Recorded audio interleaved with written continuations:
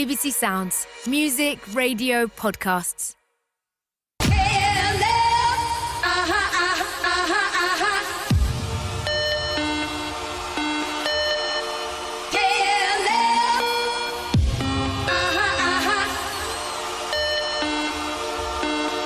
KLF is gonna rock ya.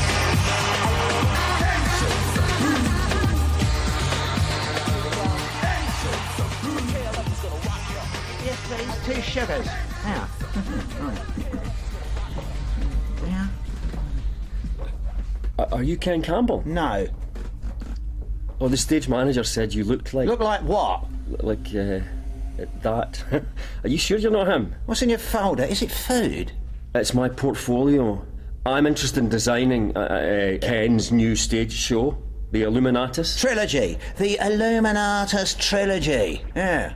Well, Mr. Portfolio, do you agree to begin an inner alchemy to transcend the consensual reality tunnel and move from a state of fixation to a condition of mutability? What's the pay? £4. Take it or leave it. Take it and you'll be signing up to the most thrilling adventure a young man could have in 1976 that will change the course of your life. Leave it and your mind will stay intact and you'll live a long, happy and ordered life. Can you make it 5? Why did they do it? We haven't come up with the definitive reason why we did it. Did they really do it? I think it's the best thing we've done. £1 million. They're lying. There's a lot of people that are totally into it. Bill Drummond. An ultimate rock and roll thing to do. Jimmy Corti. Why would anyone burn £1 million?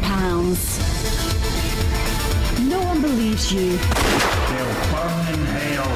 How to burn £1 million. Rule number 1. Begin an inner alchemy to transcend the consensual reality tunnel and move from a state of fixation to a condition of mutability.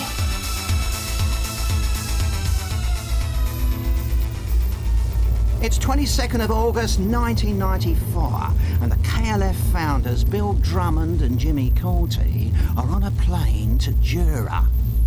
We know that because a sound effects disc of small aircraft interiors is playing in the background. It should be a Cessna light aircraft, but they could only find a Seneca. Please keep your seatbelts fastened in case we encounter any bumps or turbulence. The pilot is a woman called Georgina. So put the cases in the back. With them is Gimpo, Alan Goodrick, the band's fixer, come roadie, come go-to guy when in trouble. And 2 suitcases containing 500 grand each. We'll keep them here with us, Gimpo. They're heading northwest on a 2-hour flight to the remote Scottish island. They're all very quiet. The air is tense. You're not allowed to move around in a plane anyway. You're all right. Quite happy next to Georgina. Is your seatbelt on, Jimmy? Yes? No, it's not. You're doing that thing where you pull it around yourself and it looks like it's fastened. Bill is clutching his trusty book, The Illuminatus Trilogy. That's my copy. You might have heard of it. The Illuminatus Trilogy. Or TIT, as I sometimes call it. It describes itself as The most important book in the history of the world. A satirical, sex, drugs, magic-laden conspiracy guide to who runs the world. That is, the super-rich secret society, the Illuminati, and what we need to do to get rid of them. Or not that, but a ploy by the Illuminati themselves to make you feel like you have a hope. Or all of the above. Is your seatbelt on, Bill? Bill? Lift up your book. I'm talking to Georgina. Do you mind if I call you Georgie? Not at all. Isn't done up, is it? Right, I'm undoing mine again. This isn't giving much away about the real psychodrama of KLF. I wonder what's going through their heads. £1 million would buy 55 kidney transplants or 250 hip replacements. Oh, got to stick to it. That cash could buy 2,702 farming kits to feed 810,810 people. Oh, shut up, head! That stash will get me 90 kilos of coke or 100,000 bills. I could chuck them both out the plane and nick it. That's a plan. B&B accommodation for 106 families. 565 full-time student places for a year. Stop it, brain! Oh, it'd pay for Princess Di's grooming for 6 years. Oh, she'd look right beautiful. She'd fall in love with me. Right, which one do I take out first? Why is Gimpo looking at me strangely? I could stab both his eyes out with this biro. Why are Gimpo and Bill looking at each other like that? Gimpo's still looking at me. Maybe he fancies me. Maybe we should get out of their heads. Okay, lads, so this is the plan. At 0900 hours, we will disembark the plane at Jura. We will relieve ourselves in the arrivals toilet. At 9:15, we'll rendezvous with Jim Reed, the journalist. From there, we will walk at a steady pace to the hire car, in which we'll be taken to the hotel. Cool. Bill? Sorry? Is that okay with you? Over. Have we got any aspirin? Hang on. Here. Don't anaesthetise yourself to reality. Jimmy, I'm having second. For God's sake, we've been through this hundreds of times. KLF should go further than anyone else. It's what we agreed. We did. We did. We do. That's what we're here to do. Yeah, you do stupid things. We don't want the supermarket every Saturday morning, 9 to 5 job, Volvo estate car, dental implants, travel insurance life cycle. We're seekers. Seekers, yes. Seekers. Him again. I miss Ken. Inspirational. That's me, Ken Campbell, one-man dynamo of British theatre. Bill borrowed the word seekers from me, which I nicked from the Illuminatus trilogy. Memo 254, line 300. Seekers. People who are restlessly searching the vast possibilities beyond the ordinary. Not to be confused with Australian folk pop quartet, The Seekers, whose only seeking was for a #1, which they found in 1971 when their song, I'd Like to Teach the World to Sing, got reappropriated by a famous Illuminati-backed corporation into the fizz-busting, quasi-multicultural embracing foot-tapper, I'd Like to Buy the World a Coke. Hey, it's the real thing. Woo. Once we get to Jura, I'll make us all parsnip soup. I hate parsnip soup. That's the last thing I want. We won't have time. Good. Looks like the cracks are beginning to show.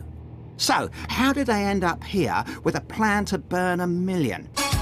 It's 1986. Bill Drummond is working as an A&R manager for Warner Music. He's in charge of a band that Jimmy Court is in. He plays lead guitar. The band is named Brilliant. The public thinks otherwise. Why can't we go to Ratner's? There's no time. Now tilt your head. Here we go. Ow! And frozen peas. That really hurts. You've got very thick earlobes. Piercing 1 complete. What do you mean piercing 1? You look fab with 2 more holes behind that. What? I'm not having more. It's for the band. I'll get septicemia. Sometimes I wonder if you really want this. Of course I do. Look at me. I'm in silver PVC trousers and eyeliner. So don't balk at the finishing touch to the look. Hi, guys. Hi, Bob. Bob, didn't think you'd be down here. Bill, I need a word. Sure. In private. That's Bob Gittings, by the way, of Warner Music UK. Bill, this isn't working. We can't spend this on a video. Seriously, Brilliant are on the brink of megastardom. Kiss the Lips of Life charted. Dub Funk is the future. We have to back them. It peaked at 83. You already pissed away 300k. Warner haven't got money to burn on this turn. I know I can do what I did with the Bunnymen, Bob. We just got the wrong producers. Stock Aitken and Waterman are a hit-making factory. Except with your band.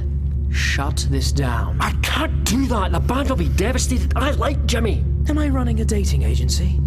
You fucking the merchandise, Bill? No, he's a friend. He's got a great arse. They all have, but Warner doesn't want them. Bill, how old are you? 33 and a third. Huh? Like the revolutions of an album. Oh. Listen, buddy, your heart's not in it here. You're an indie guy. Warner is about hits, not making the John Peel's playlist. You're just not a corporate animal. Are you trying to fire me? I've got another baby on the way. I didn't know Jenny was pregnant again. She's not. Do you know what, Bob? I've had enough of this corporate shit, the way you chew people up and spit them out. There's got to be more. I quit. Bill, won't stop bleeding. Bill, where are you going? I quit. What's happened? It's time for a revolution in my life. There's a mountain to climb. I want to see the world from the top. But I let you pierce my ear. Well, how are we going to survive? It's not me, Jenny. I had to leave.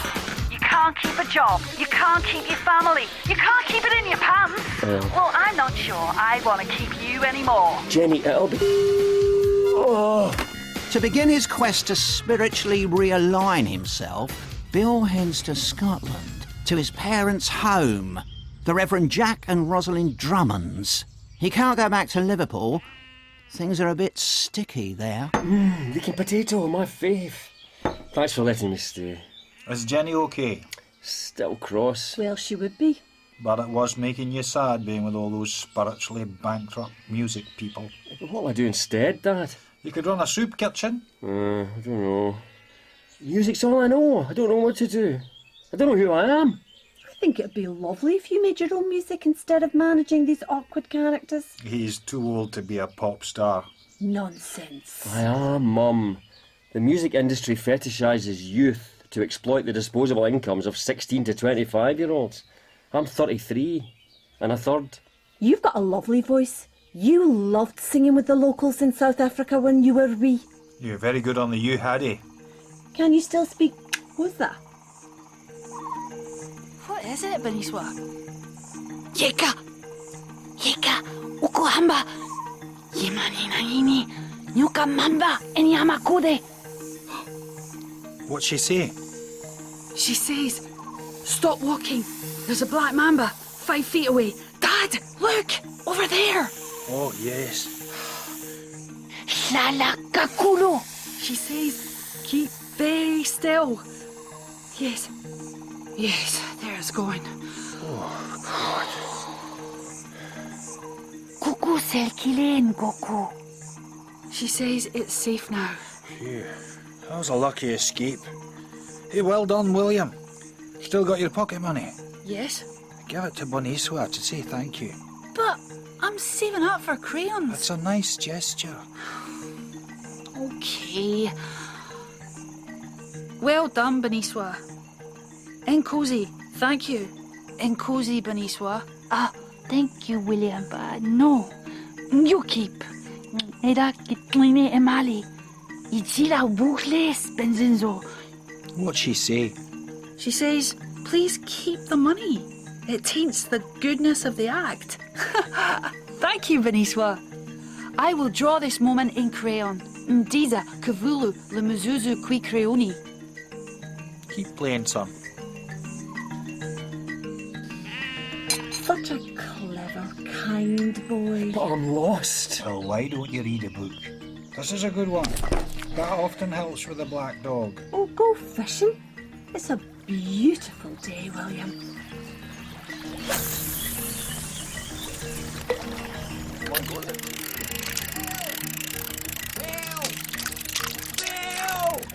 Hello?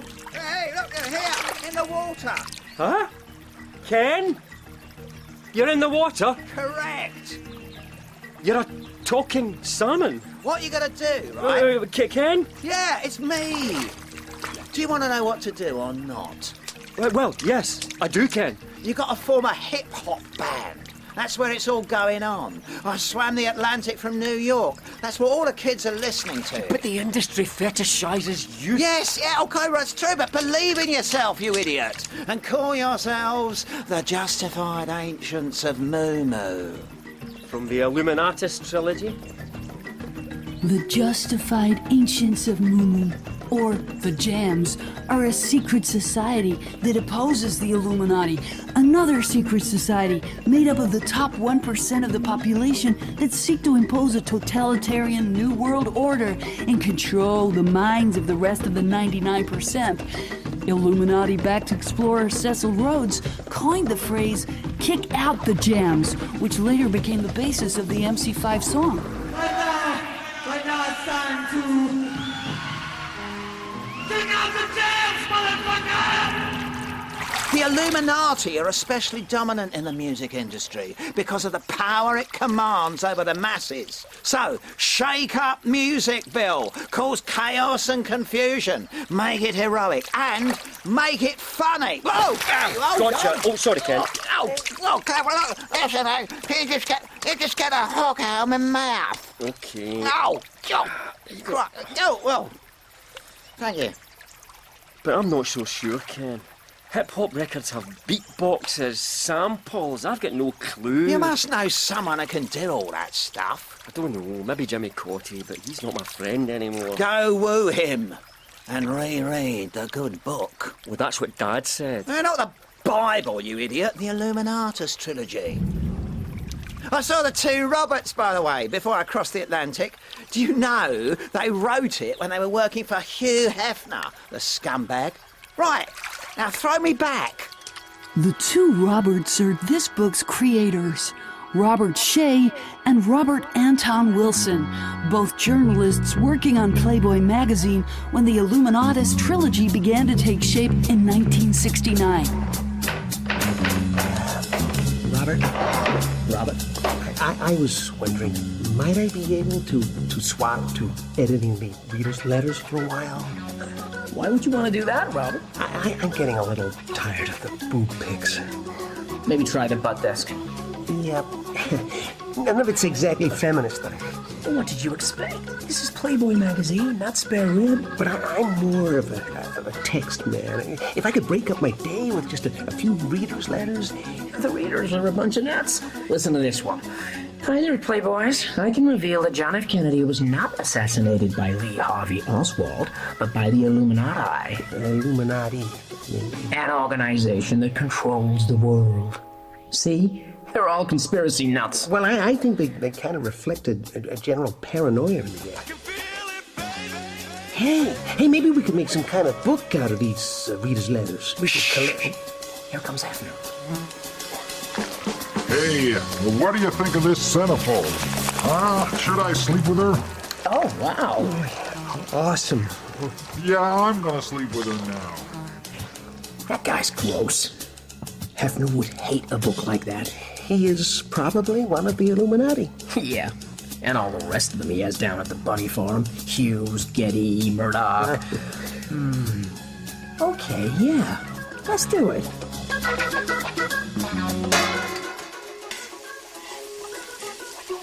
What a lovely big fish. He might be all bones, Mum. Oh, this is a good bit. It was the year when they finally immanentized the eschaton. On April 1st, the world's great powers came closer to nuclear war than ever before. A mass human sacrifice for the Illuminati, saved by the goddess Eris and her justified Ancients of Moo. What? Ken's right, I should do this. William, can you lay the table, please? I've got some lovely new forks. The ones with the rather striking triangle on the handle. Huh? It's the eye of the pyramid. It's a strange coincidence. Do you like them? 1 minute. I've got to make a call.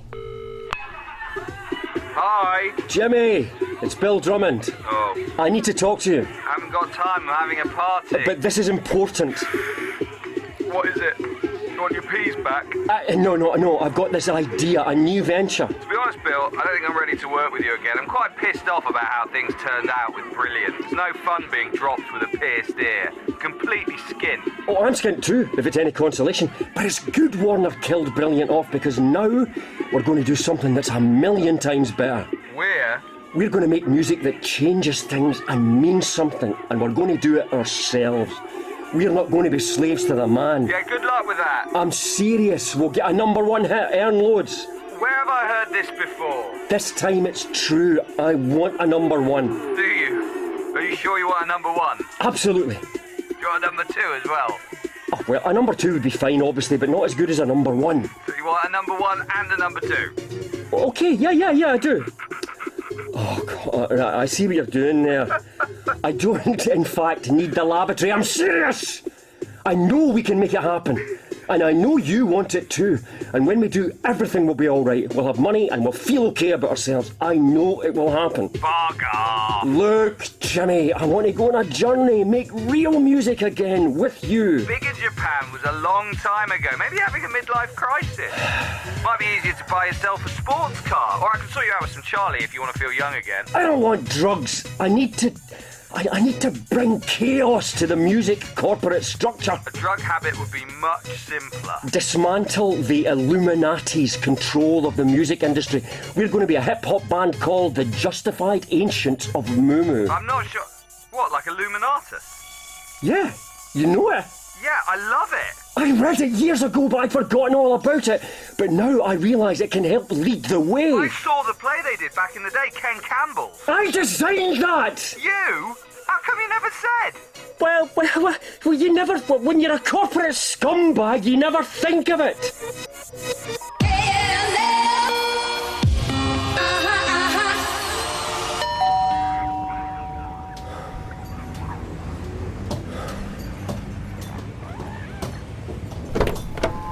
All right. Is Jimmy about? He's in Australia. I'm Bill.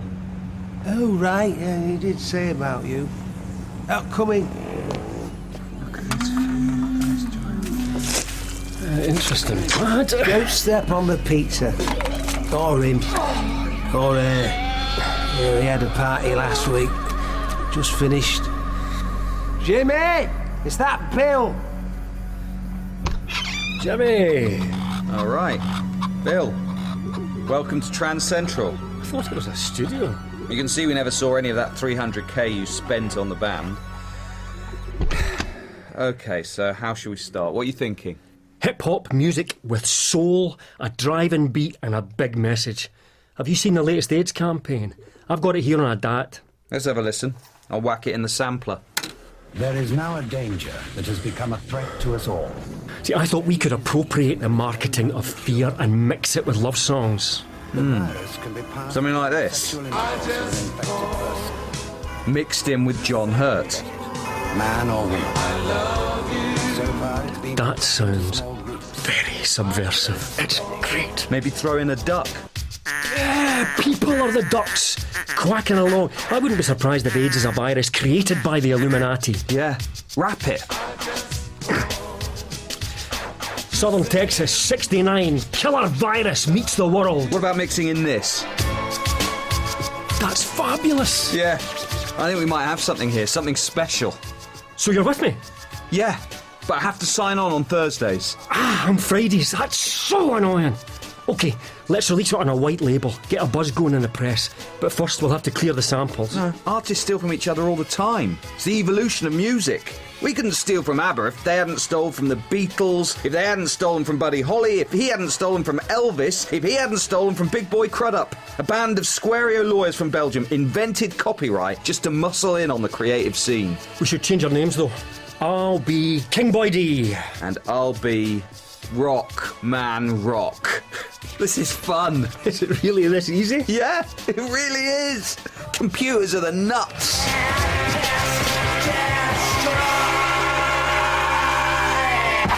Mr. William Drummond, a.k.a. King Boy D, and Mr. James Corty, a.k.a. Rockman Rock, please stand to hear the verdict. By order of ABBA and the Mechanical Copyright Protection Society, all copies of your single, The Queen and I, are to be destroyed within 24 hours, or you will face a fine of £12 million.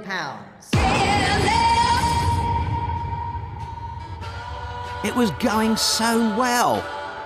Their first single, All You Need Is Love, was followed by The Queen and I, both a critical success, with music journalists who dubbed the jams Hottest, most exhilarating band of the year.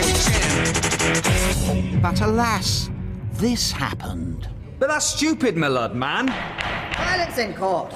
You're a bunch of fascists. Leave it, Jimmy. Let's go. We spent everything on those records. This is terrible news. If you destroy them, you will be bankrupt. That's Jagdish Mistry, their accountant. Well, what will you do? Maybe you could get subprime mortgages if you self-certified. That's a surefire winner. The whole thing's ridiculous. How can ABBA be so tight? They're rich. They can't have heard the record. It must be their management. I'm sure if we can speak to ABBA and tell them where we're coming from, they'll understand. They're artists, after all. Artists help other artists. Yeah, but we don't even know where they live. They live in Sweden. So what are you saying? We should load up the car with the vinyl and get them to say it's okay? I don't speak Swedish and it's really cold there. I can't stand the cold. I've got a real problem with the cold. Well, I'm Scottish. I love the cold. I should live in Iceland or something. If you don't mind me saying, you should be saving money, not spending it on petrol. We need to find ABBA, okay? We've got 24 hours or we're screwed. Give us a hand with these records, Jagdish. Oh, gosh. They're heavy. You should have done CDs. Will ABBA stand in the way of Bill and Jimmy's quest to bring chaos to the music corporate structure? Are they strong enough to resist the temptations of conformity?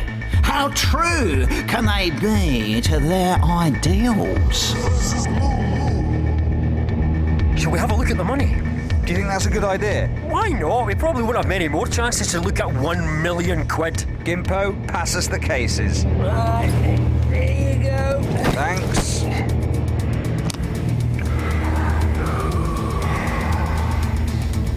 Yeah. That's a lot of money. Yeah. I've got a right cob on, if I'm honest. What are you doing? Holding £20,000 for a sec. What's going on back there? Nothing. Let's close the case. Put the money back. So precious. So precious. Bill, put it back.